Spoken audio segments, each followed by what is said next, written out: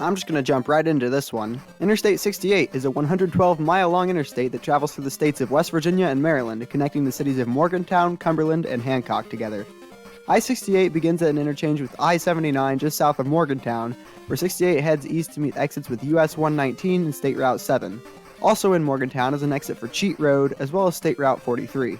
Continuing west, there's an exit for Old State Route 73, which is the route that used to follow 68's alignment before the freeway was built. This exit is used to access the settlements of Laurel Run and Hopewell.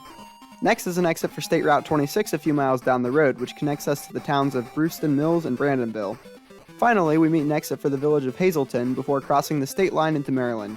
It seems we are yet to follow an interstate in the state of West Virginia for more than a few miles. Now in the state of Maryland, we meet an exit for the interestingly named Friendsville, which, if your only friends are the villages of Hazleton and Accident, then I think you might want to reconsider naming your town.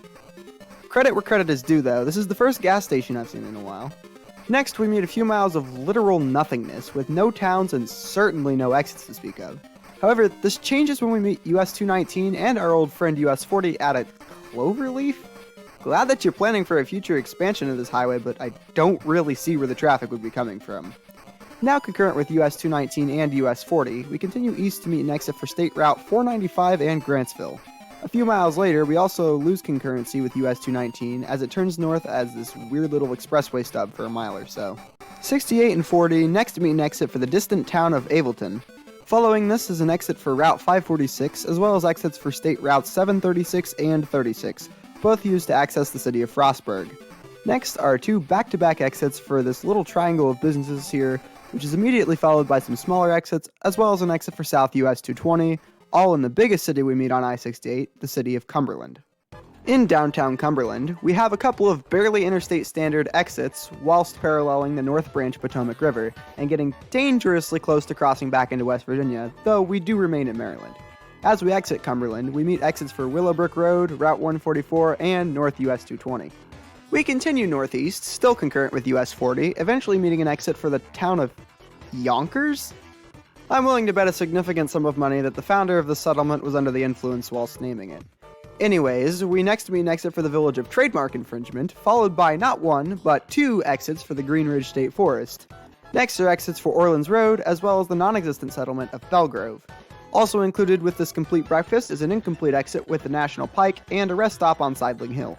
Finally, we meet an exit with State Route 144 before curving our way over to the town of Hancock, where we end at a T interchange with I-70, and US 40 jumps onto 70 East.